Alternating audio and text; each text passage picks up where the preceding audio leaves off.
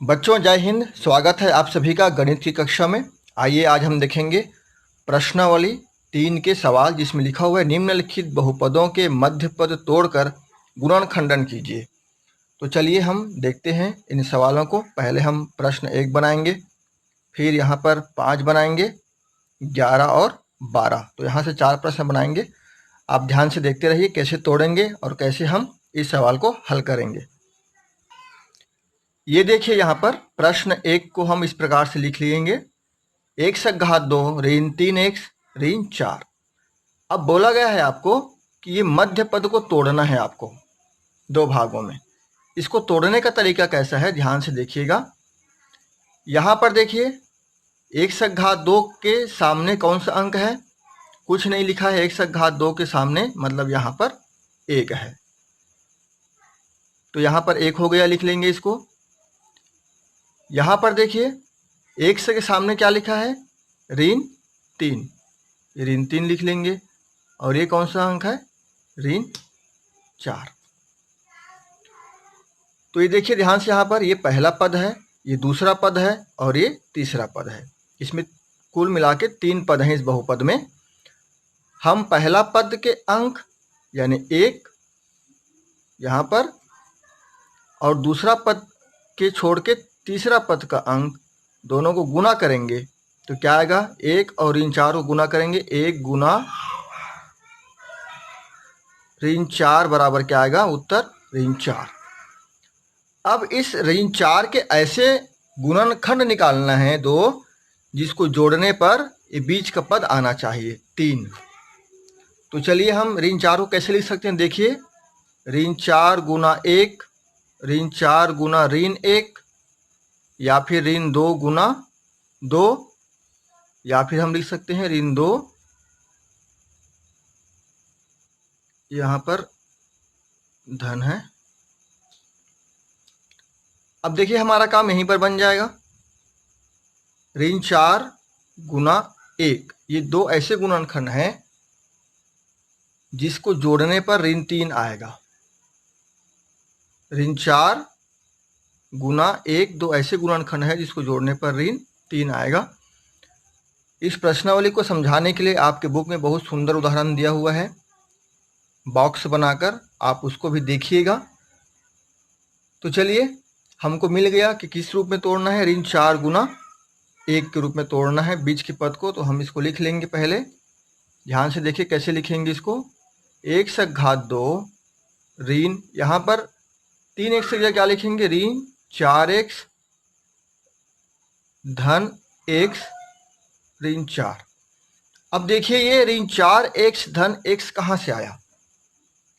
ऋण 3x को हम इस प्रकार से लिख सकते हैं, जैसे आप 10 रुपये को 5 रुपये के सिक्के और 5 रुपये के 2 सिक्के में आप बदल सकते हैं, वैसे ही हम ऋण 3x को ऋण 4x धन x के रूप में लिख लिए। अब ऋण 4x धन x को जोड़ेंगे तो ऋण 3x ही आएगा। ऋण 4x में x को जोड़िए, चलिए जोड़िए कैसे, ऋण 4x कहने का मतलब है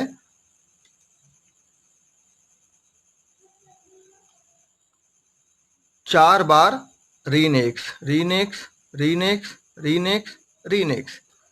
अब इसमें एक बार धन x को जोड़ना है आपको, तो ये 1 से x कट जाएगा, बचेगा कितना, 1 2 3, यहाँ पर ऋण 3x ये बचेगा, उसी को हम यहाँ पर लिखे हैं। ऋण 3x को हम ऋण 4x धन x के रूप में 2 भागों में बांट सकते हैं। बांटने का नियम बताया आपको, इसके पहले पद के सामने अंक और अंतिम पद दोनों गुना करेंगे। यहाँ पर 1 है, यहाँ पर ऋण 4 है, दोनों गुना होगा तो कितना आएगा, ऋण 4। ऋण 4 को हमने 2 भागों में बांटा, ऋण 4 गुना x के रूप में हम इसको, ऋण 4x धन x के रूप में हम इसको लिख सकते हैं। ठीक है, तो यहाँ तक यदि क्लियर हो तो आगे बढ़ें। अब क्या करेंगे हम, x घात 2 ऋण 4x धन x ऋण 4। अब 2 की जोड़ी बनाएंगे ऐसे यहाँ पर,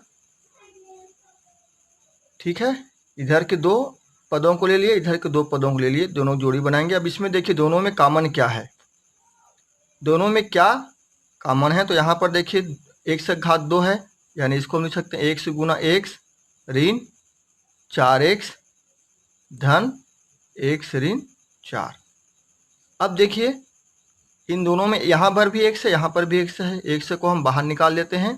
क्या बचा, यहाँ पर क्या बचा, अब x ऋण, यहाँ पर क्या बचा, x तो बाहर निकल गया, 4 बचा, लिख लेंगे 4 धन।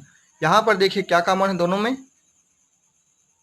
यहाँ पर कुछ नहीं मतलब 1 है और यहाँ पर भी 1, तो हम दोनों में से बाहर निकालेंगे 1, 1 से ऋण 4।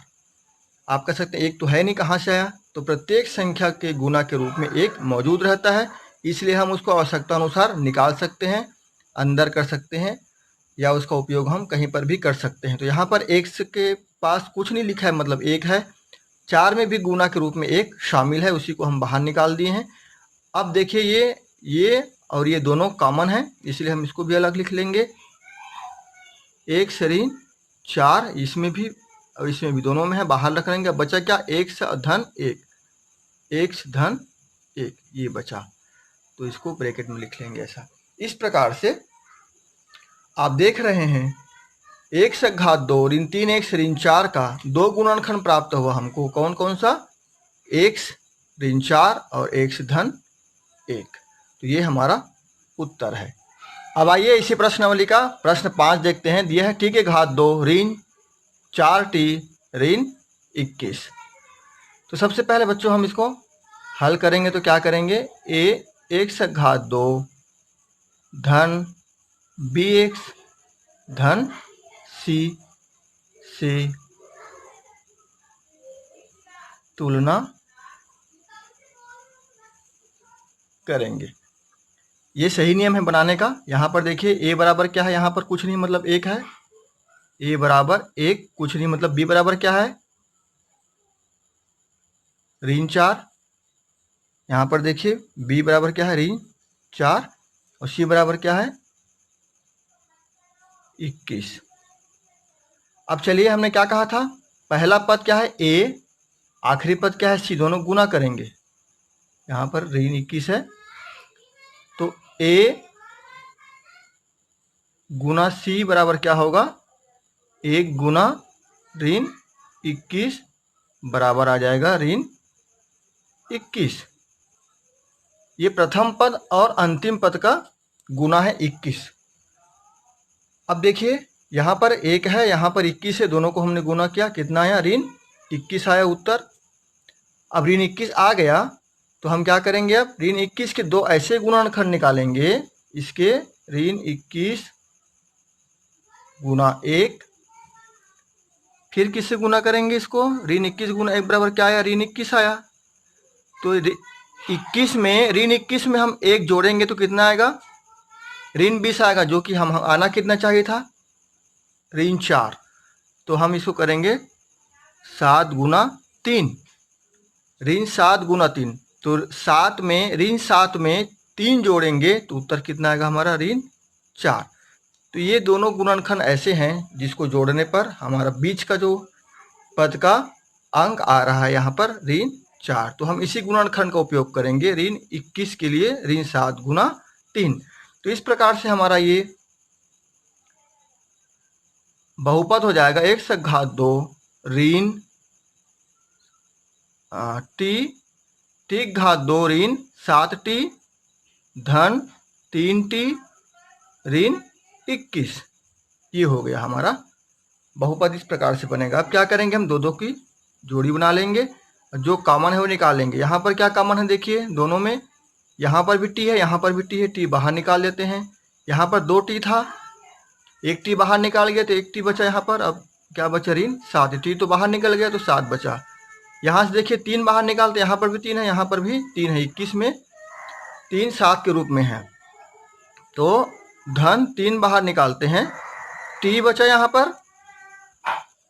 अब देखिए 3 बाहर निकाल दे, यहाँ बच गया t ऋण, अब 7 यहाँ पर बचेगा 21 में, कैसे, 7 गुना 3 बराबर क्या होता है, 21, तो 3 हम बाहर निकाल दिए, बचा क्या, 7, कौन सा 7, ऋण 7, तो ये हो गया।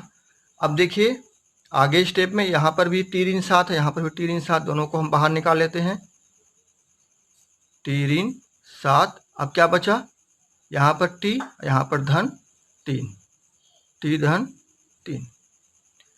तो ये हमारा उत्तर है t ऋण 7 और t धन 3। एक कोष्टक में t ऋण 7 और दूसरे कोष्टक में t धन 3। इसका उत्तर है t के घात 2 ऋण 4t ऋण 21 के 2 गुणनखंड होंगे। मध्य पद को तोड़कर हम जो बनाए उस नियम से, तो t ऋण 7 और t धन 3 ये 2 गुणनखंड है। इसी प्रकार से बाकी सवाल को भी हल करना है। आइए अब इस प्रश्न को ध्यान से देखिए। प्रश्न 11 दिया है आपको, √3y घात 2 धन 9y धन 6√3। तो इसको हम a के घात 2 x धन bx धन c के साथ तुलना करें तो क्या होगा। a बराबर, देखिए a बराबर हो जाएगा √3, यहाँ पर b बराबर आएगा 9 और c बराबर क्या हो जाएगा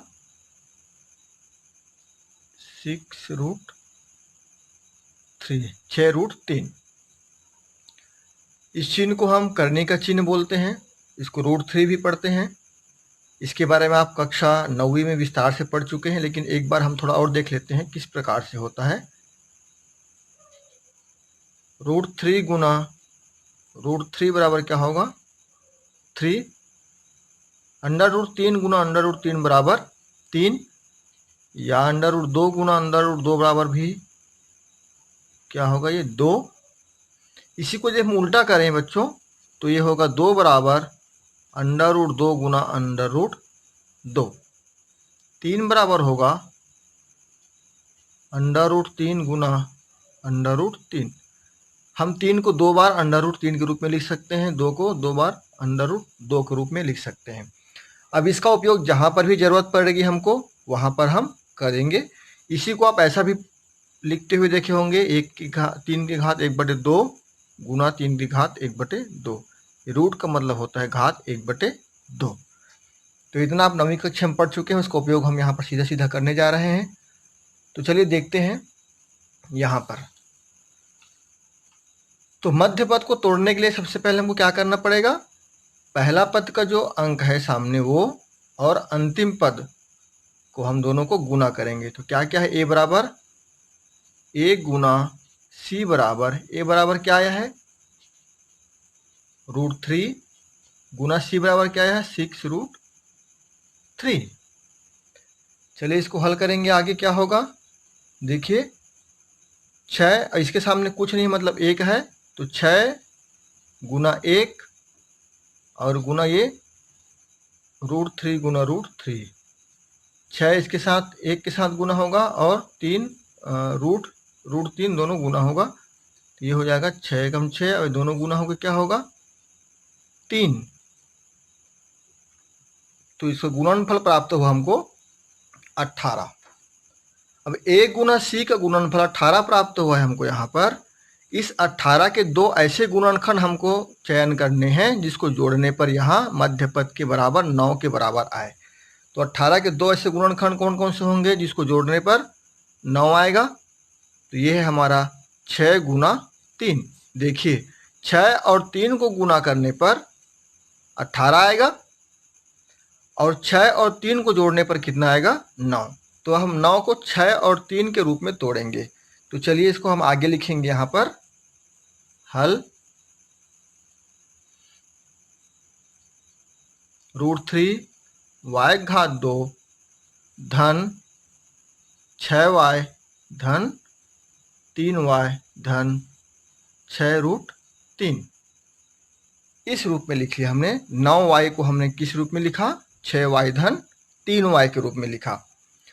अब चलिए हम इसमें से कॉमन निकालेंगे, उभयनिष्ठ निकालेंगे। तो देखिए क्या क्या निकलेगा, √3y गुना y कर लेते हैं इसको धन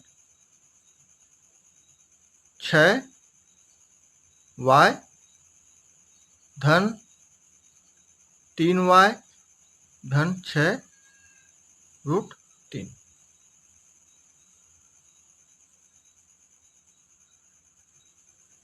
आइए इसको एक स्टेप और आगे ले जाते हैं ताकि आपको उभयनिष्ठ निकालने में आसानी हो। √3 y इंटू वाई धन, इसको हम लिख सकते हैं 6 को 2 गुना 3 y धन 3y धन, इसको लिख सकते हैं 6 को हम 3 गुना 2√3। इस प्रकार से। ऐसा क्यों लिख रहे हैं? क्योंकि हम यहाँ से 3 निकालना चाहते हैं बाहर, इसलिए हम इसको 3 गुना 2 के रूप में लिखे 6 को। अब इसको देखते हैं, थोड़ा एक स्टेप और आगे कर लेते हैं। हम √3 बाहर निकालना चाहते हैं, इसलिए यहाँ पर √3 y गुना y धन, हम इस 3 को लिख सकते हैं √3 गुना √3। इसके पहले हमने करके बताया आपको, √3 गुना √3 का मतलब होता है 3। तो हम इस 3 को √3 गुना √3 के रूप में लिखे गुना 2y, इस 2 को y के साथ लिख दिए धन 3y धन 3 गुना 2√3। चलिए अब जो इसमें जो कॉमन है वो हम निकाल लेंगे, इसमें जो कॉमन है उसको हम बाहर निकाल लेंगे। देखिए दोनों में कॉमन क्या है, √3y यहाँ पर है, √3 और y यहाँ पर है, √3y यहाँ पर है, इसको बाहर निकाल दिए, बचा क्या y। ठीक है, यहाँ पर √3 और y बाहर निकल गया, बचा क्या y, बीच में धन चिन्ह है धन, √3 और y बाहर निकल गया है, बचा क्या 2 और √3, 2√3, ये 2 और √3 बचा, उसको ऐसे लिखेंगे, ब्रैकेट बंद कर देंगे। अभी दोनों में निकालेंगे, इन दोनों में क्या निकलेगा बाहर, देखिए 3 यहाँ भी है, 3 यहाँ भी है, तो धन 3 यहाँ भी है, निकाल दिए। अब बचा क्या y और धन 2√3, ये बचा। अब देखिए इस पूरे में, इसमें और इसमें, यहाँ पर ही y धन 2√3 है, यहाँ पर भी y धन 2√3 है, इसको बाहर निकाल लेंगे हम। तो एक कोष्टक में आ जाएगा y धन 2√3 एक कोष्टक में। अब बचा क्या, ये और ये दोनों बाहर निकल गया, बचा क्या दूसरे कोष्टक में √3y धन 3, ये बचा। तो इसके दो गुणनखंड क्या क्या है, y धन 2√3 और दूसरे कोष्टक में √3y धन 3, यही हमारा आंसर है।